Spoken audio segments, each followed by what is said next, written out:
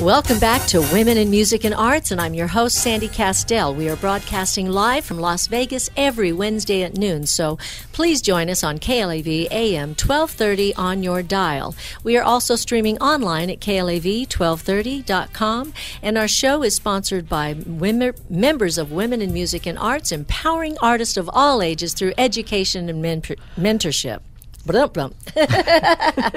You can find out more about Women in Music and Arts by going to our website, womeninmusicandarts.com. That's womeninmusicandarts.com.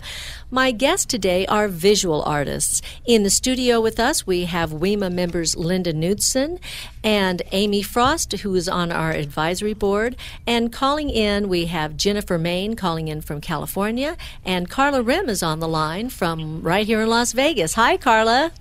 Hello, Sandy. How are you? Good. Welcome to Women in Music and Arts on KLAV. How are you doing today? I'm doing excellent. How are you all? Good, good. Go ahead, and I want to ask you, what was your inspiration when you were a young person, when you were a child, or whenever it was that you decided that art was the thing for you?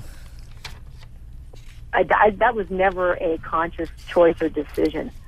As a child, I loved being in my room making just anything. My parents provided me with scissors and paper and pencils and things, and I just would entertain myself for hours in there. I don't even remember not doing that. Okay, so you started out right away doing it, and then your parents obviously were very supportive of you pursuing a career as an artist? That was a little questionable. Okay, tell us a little bit about that. I remember I told them I wanted to go to art school, and they did support me with that. Uh-huh. And I remember showing them things from art school. Of course, we were doing figure drawing, and we started doing nudes. So I would be so proud of them because I would actually get something in proportion, and all the bodies looking really nice, and I'd bring it home, and I was so proud of it, and my mom and dad would look at it, and they were very uncomfortable, and my mom would say, "Can't you just do a landscape?" That's funny. So I think some of that made me feel bad because I thought, well, maybe it's not any good. Yeah. Instead of understanding really what they were, where she was probably a little embarrassed by it, even though she, because probably because she was, but you interpreted it as, oh, I'm not good. I did, and it took many years for me to figure out that that's what I was doing. And I a lot of times wouldn't show people my artwork at all for a number of years until I figured it out. I went, what am I doing? Who am I to choose that?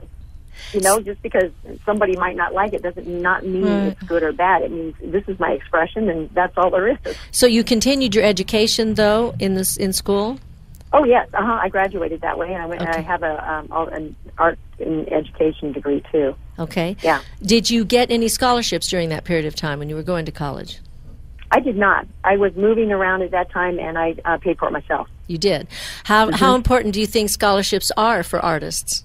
Oh, I think that was one of the most foolish things I ever did was pay for it myself because I didn't, who knew? I struggled hard, and my parents never went to college, so for them to support me and saying, "Hey, go out and get scholarship money," they didn't even know it existed either. Yeah, and so I did not really get the support that I could really well have used. Karla, how did you finally come to your style, develop your style? How did that happen? Whoa, that's quite a long story. Okay, give me the 2-second version of it. I'll try to make a quick synopsis.